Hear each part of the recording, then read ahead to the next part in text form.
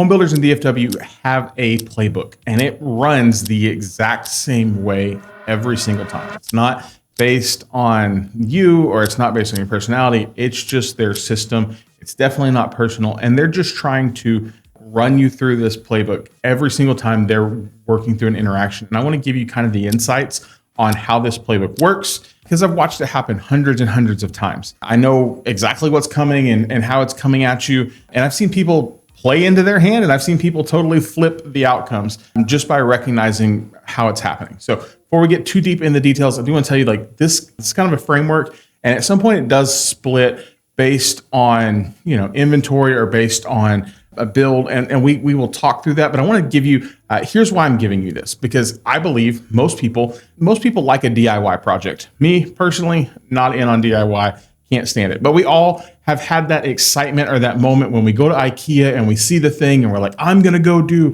exactly that. And then we get it home, we tear open the box, and we're like, they gave me an Allen wrench and 4,000 little screws.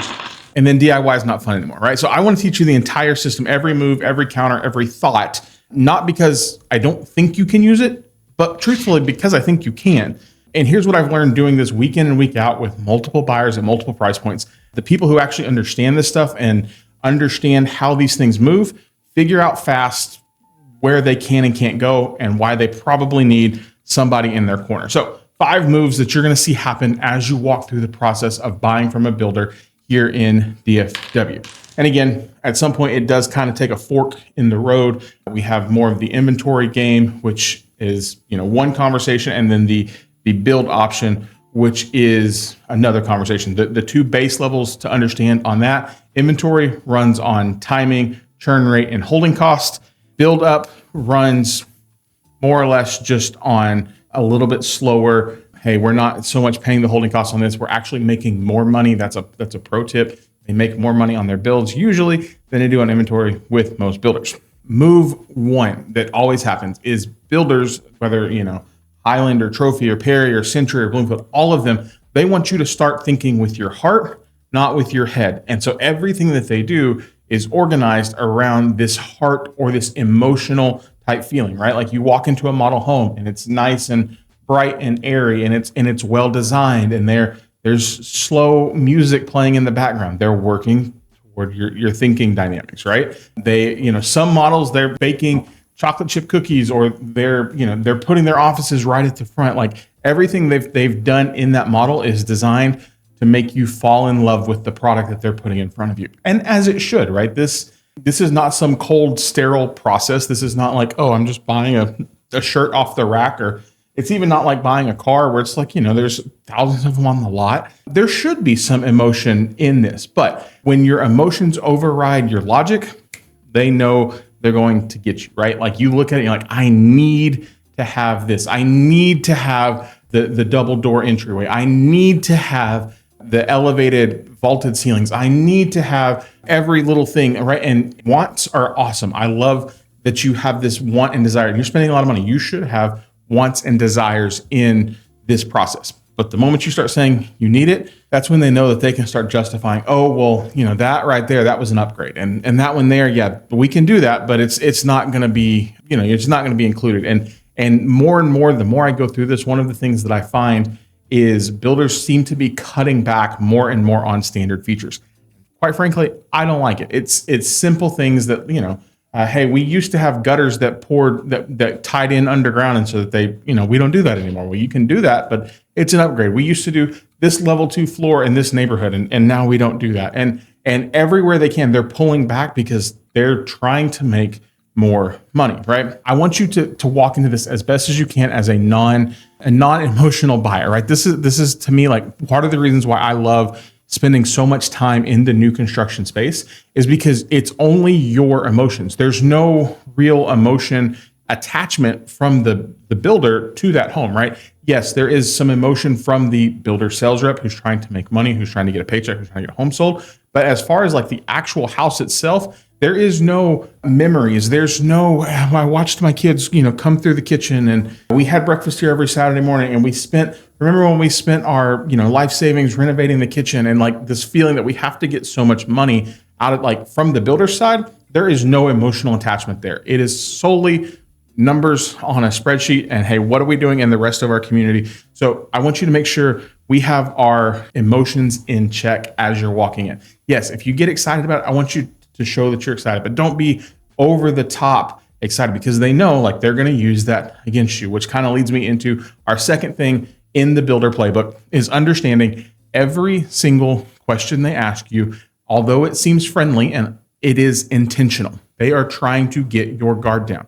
Reminder, builder sales reps are trained salespeople. That is what they do. In Texas, they are not trained. They don't have a real estate license. They are just, for some builders, they just, bring in all these different salespeople. And in some ways, I will be honest with you, I have dealt with some really, really great ones. I have dealt with some really, really terrible ones. And I found some in between. Some of them are masters at what they do. They understand how to ask questions to get you into the right frame of mind, to get you to say yes. And they just want to continue to move you into that yes. So they'll say, hey, when are you looking to move? How many and again, they're trying to discover because they want it's attention, right? They want to show you the best product that fits for you to not waste anybody's time, but they're also like internalizing, like it's a discovery process. Oh, you've got a tight timeline and you have to be in this school district and there's no other neighborhood at this price point for this school district. You've given them a little bit of leverage. You've given them a little bit of advantage that we probably don't want to give. So here's what I would say as a counter, right? We want to be friendly. We want to be engaging, but we want to be strategic about what we share, when we share, and how we share it, right? For sometimes we go in and you will immediately hit it off with a builder sales rep, and you'll know, like, man, there are so many times that I do business with sales reps, and I'm like, and I tell them, you are the one, like, you got them over the edge to say yes to this house because of your warmth, because of your kindness, and the way they interacted. And you can tell which ones are there to connect with people and which ones are there to connect with a paycheck. And it's super obvious. So again, be friendly, be engaging. Don't be super standoffish, but also don't be, this is not a therapy session. This is not a time to share your life story and tell them everything that is going on in your life, because at the end of the day, they're there to sell a house. They have been trained to walk you through this process. Tell me, can you see, like my favorite one is like, we'll walk into an inventory home and the sales rep will be like, well, tell me, can you see yourself in this house? And I'm like, I know what you're doing. You're playing on the emotional heartstrings. And then once they got you, it's like, okay, well, let's go back into this deal. So all they're doing is intel gathering. So you should be doing the same thing. You should be asking questions. Tell me about the neighborhood. Tell me about your incentives. Tell me, hey, what's standard? Tell me what's what's not included, what's an upgrade.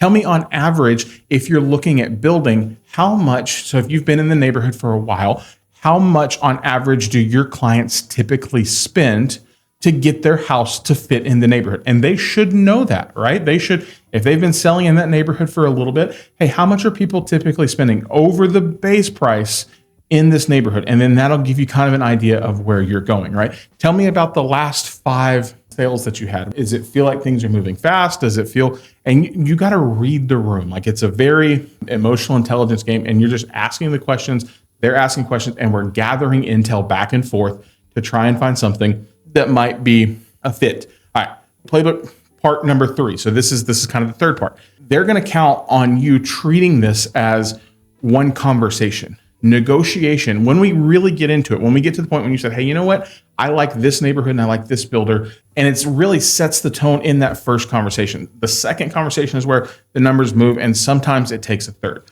I'll be honest with you. Occasionally, you'll find a sales rep, depending on the builder, has more autonomy, and they've built up some trust. They have the ability to say yes to deals that you're like, yeah, how are you even doing that? Or other times it's like, oh, we got to go back and we got to check with management. So I'll give you a good one on this one. So recently, some clients of mine, they are purchasing a home in a brand new neighborhood. It's a Highland neighborhood, and I'll just give you the neighborhood. It's Salina and it's Ramble. This is a brand new community. And the sales rep, we're like, hey, we're thinking we want to do this and this. And she's like, oh yeah, we can totally do this and we can do this. And she's like, well, what are they going to do? What am I going to get in trouble? And I'm like, yes, I want to bottle that. And I wish I could make every interaction happen that way, right? So they all run on their internal pressure cycles. So the sales rep has a boss, right, that they answer to, and that boss probably oversees a division or they oversee an area, and that area says, hey, you know what, we have to sell this many units this month or this quarter or whatever. And so they're feeling those pressures, right? They're also feeling the pressure of, hey, I have my backlog of nothing. I haven't sold anything. I need to get a deal done. That's a very legitimate pressure. They have the feeling of, hey, they're not collecting paychecks unless homes are closing. So that's part of those things. So we want them advocating for us. We don't want them fighting against us, right? So as you're moving through this conversation, as this conversation evolves and it's super fluid, we want them to be like, hey, what can we do this? If you go to management, can you ask this question? Can we want to be realistic? Like, hey, can I get the $400,000 house for $300,000? Well, no, probably not. Can I get the $400,000 house? Can we get to $380,000 and get a little bit extra on our closing costs because this particular house is the last house in the neighborhood and we know that you guys are wanting to get out of here? Yes, and that was a very real conversation this last week. House was listed at $410,000. We were like, hey, it's the last one they have. They've already sold their model. Listen, they're trying to get people in and out of here. What do we do? Can we get let's call it $380,000 and a little bit extra in closing costs? Builder comes back and they kind of push a little bit. I'm like, yeah, you know what? We're still fairly set with where we want to be. Client said, hey, you know what? If they can get there, we're willing to move forward. If not, we're willing to keep looking. And that is a very open and transparent conversation, right? Like it's this weird, I want you to play the tension of, hey, we're going to play our cards close to our chest, but we're also going to play the cards that we're dealt and we're going to make the best hand out of it as we possibly can. Your timing and the rapport, and this is where like, hey, we start to share a little bit more. You know, we found the house. Now as we're moving through this relationship, now it starts to get more open and a little bit more warm. It's all like first dates, right? Like, hey, do we like you? Do you like us? Do we fit? And then, we're moving the ball along. At some point, we do want them trying to advocate for us and making the deal work as best as we know how to make it. And this comes out of treating it, multiple conversations. And sometimes these multiple conversations happen over the course of an hour. Sometimes these multiple conversations happen over the course of a week. It really, really just depends. But again, they're playing on the playbook that you're going to ask once, and then you're just either going to say yes, or you're going to walk away. We have to keep moving a little bit more. We got to pull it back some and say, hey, this is what I know. And this is kind of in my experience. This is what we can get to. Move number 4, and this one kind of starts to go away, especially in the market we're in right now, is they feel like you have a fear of losing the house. That is their best negotiation tool. This idea that, hey, it's going to disappear right as we walk in. It might, but right now in DFW and a lot of places, we have so much inventory and so much opportunity, whether you want to build or you want something like if there are, a handful of houses that check your box, yeah, it might work. Now, if your box gets really, really tight and we have to have, this many bedrooms and it has to be this elevation and this brick color, well, then those start to limit it, right? I just want to tell you, as honest as I know how, as a buyer in DFW, you have options and you might have too many options. It's a lot, right? Like we could look at 10, 20, 30 houses and there's not this real fear of losing a house. Now, could it be that somebody else is coming in behind us and they're saying, hey, we've looked at this house a couple of times, we're ready to get a deal done? Yes, very, very real possibility. Again, so circumstantial on how these things work, right? So we want to be in a place where we're trying to get information out of them. We want, the homes knowing how long they've been sitting completed. This is important. This is probably a very tactical thing on an inventory home, sitting completed, right? Because if you look at it on Zillow and it says 180 days, well, probably I would tell you most likely that house was put on market the moment they started building, because it takes them about 180 days to build it. So that house hasn't been completed very long. Now you see something creeping 200, 220 or more, that is an aged inventory. That is one of their oldest specs. Look at those things, right? This play is, hey, where do we see inventory sitting? Because the longer that sits every month, they're paying the holding cost. They're still paying the taxes. They're paying the utilities. They've got everything tied up in that house, right? But what I don't want you to do at this point, like, A, give your ultimatum, hey, we're willing to do this if, and it be a realistic ask. But B, you have the option to be able to walk away. And this is kind of where you have that internal dialogue. If they can't get there, do we walk away? Not in a burn the bridges standpoint, not in a bad blood in the water. This is just the moment where we say, hey, we're going to keep looking to see what else is out there. If anything changes, we would love to hear about it, and we'll leave it at that, and you're willing to walk away. This play does not work well in a neighborhood that is getting started, that is selling a lot of homes. This play does not work well when there's a wait list. This is a read the room and understand how this works, right? We can kind of get a feel, hey, this is what we're seeing, this is what we're doing. Sometimes you can run this where it's like, hey, this builder's giving us this in this neighborhood, this builder's giving us this in this neighborhood. If the builders are similar, you can compare them against each other. If they're very different in quality, then we've got to do a little bit of more separation in how we compare. One of the last pieces of the tool that I want to give you is just this idea of, hey, we're like, don't show up unprepared, right? We're talking about this idea of a playbook. If you're a sports person, you understand, like, we don't go into a game without game planning and without prepping and without preparing it, without saying, hey, this is what we're looking for. This is our goals. This is our, and for some of you, like, you do the homework on your own. For some of you, you need some help doing the homework. And this is kind of where I would say, hey, I'm here to help do that with you, right? To help build out the game plan. We sell all across DFW and all different price points from all different builders. And to say, hey, you know what? If you're looking for somebody to represent you that understands this dynamic, let's work through putting together a game plan. For some clients here recently, we've been back and forth having conversation of, hey, we know we want to be in this city, but we don't know anything else beyond that. And it's like, okay, well, if we know we want to be in this city at this budget, here's kind of our options. Let's work on circling down either a builder or a community, and then we'll work from there. Other times it's more like, hey, we know we want to buy from this specific builder. We just need to find where we want to go. And maybe you just need somebody to talk that out with, right? So the builders, they run this system on the daily, right? They are multi-million-dollar companies with training and processes and systems and engineered spaces and pricing tools and pressure cycles. All of this, like, it's so much more than just the mood board that you put together with ChatGPT. Like, they have so much process, and the mismatch, if you're not prepared, is really unfair. So I want you to be prepared. Your counter system, here's probably my 5 questions, very tactical, practical. Here we go. Number 1, what kind of concession actually helps me? Does a price cut concession really help me? Does a rate buy down help me? Does a little bit more on the closing costs help me? How much of a price concession can I get? How much on a build? How much am I thinking of spending in design? How much more can I probably cover from them? More and more price cuts, it's hard, right? The higher the price, the more likely there is to get a cut. The lower the price, the tighter the margin gets, so the compression hits and there's not as much cuts there. It's also difficult because as much as we want to get the most pretty amazing pricing and deal, they're also trying to protect their comparables for the rest of the neighborhood. New neighborhood, and they're trying to sell and get started, they may be less likely to take a cut on that, right? Older neighborhood where they have established things that they can compare against, it really depends. Closing costs, rate buy downs can get tucked into the transaction to where somebody on paper might think that they're getting a better deal, but really and truthfully, you got a better deal. These are the places where the movement happens. So what helps me and my family's situation the most? That's probably question 1.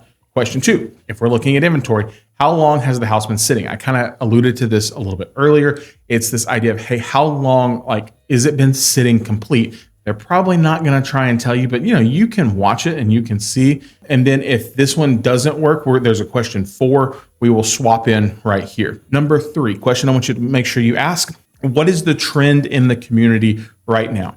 Ask the sales reps directly. Like, are you talking with somebody who is under pressure, or are you talking with somebody with zero urgency, right? And if there's multiple builders in the community that you're looking at, let's ask multiples, right? Hey, how many homes did y'all put under contract in the last 60 days?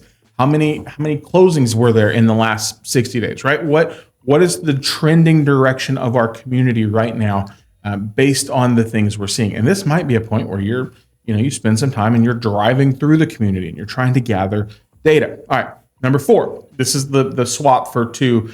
If you're looking at potentially a build, I would say, hey, what phase of the community am I buying in? And this is important because the phase dictates the incentives and the selections and everything in there, right? Early beats late, independent of how well you negotiate. That is just a core principle of this, especially if you're looking at a community and they don't have a model yet and they're in what's called pre-selling. Those times you can probably find a really good deal. I'm actually I got to find this text. I have a sales rep. We're talking about a deal, and I got to read this text to you because she's like, hey, we've sold 22 homes on pre-sale. As soon as she goes, I'm having a $10,000 price increase today. We've sold 22 homes on pre-sale without a model yet. As soon as I get a model, I know my incentives and my perks are going away.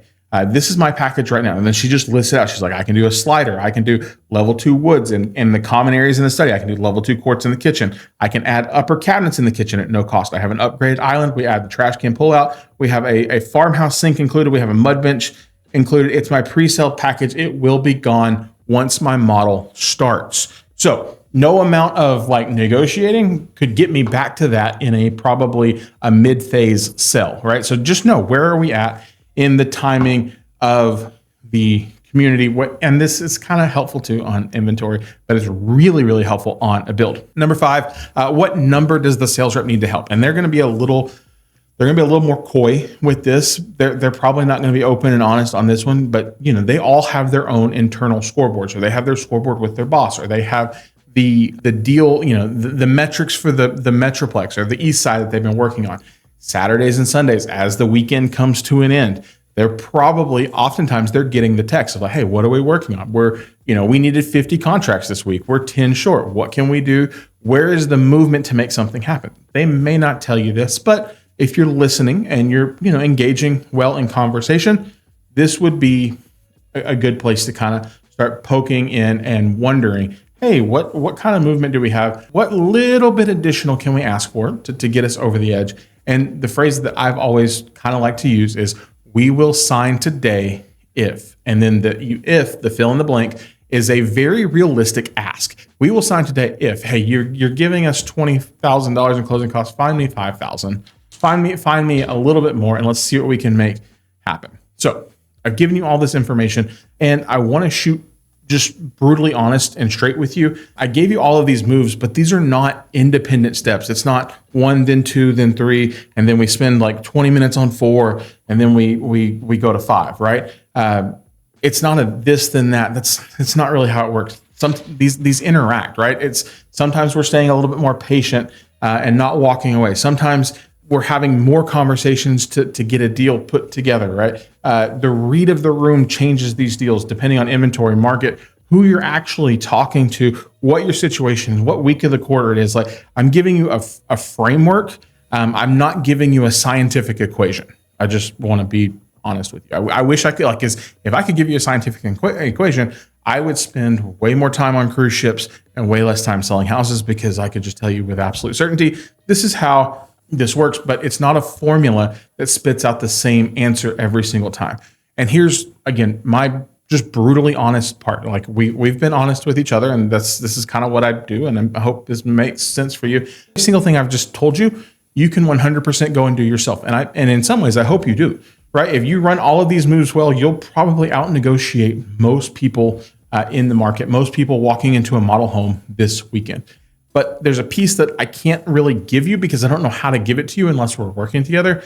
And just to be brutally honest, the piece is the relational equity. Piece is the fact that with a lot of these builders, I'll be honest with you, I sell a lot of homes. So it's like, hey, that I can't box that up, and no amount of reading the room can give. It's just time, and it's just effort, and it's just the relational packages that come together. It's not a tactic that's learned in one transaction. It's a years and months and hundreds of transactions with builders where it's like, hey, I know to a Perry model home, they're going to be able to do this. And I can talk you through that. And hey, if we go to a Highland home, here's how we're probably going to negotiate the deal. But versus if we go to Trophy, well, Trophy is not going to talk to us like that because they've got this production thing that they're going into. For me, it's like when I walk in as your representation, it's not a stranger. It's a known quantity. And I think I like to choose to believe that is a very helpful thing. So yes, 100%. You can go do this on your own. It'd be like putting the IKEA furniture together with the little bitty Allen wrench, right?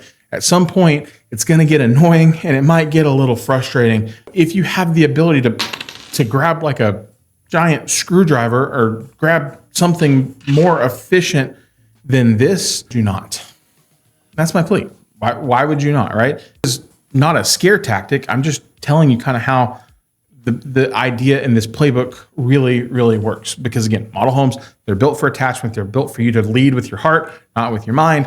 I want you to kind of think through that and know that you have opportunities out in DFW right now at every single price point, from $350 to $1 million plus. There are opportunities to find and put together really good deals to get you into the home that you're looking for. And if I can make that happen, I would be honored to help you. My contact information is always down at the bottom of the video. And if you have questions, please let us know, and we will see you guys in our next video.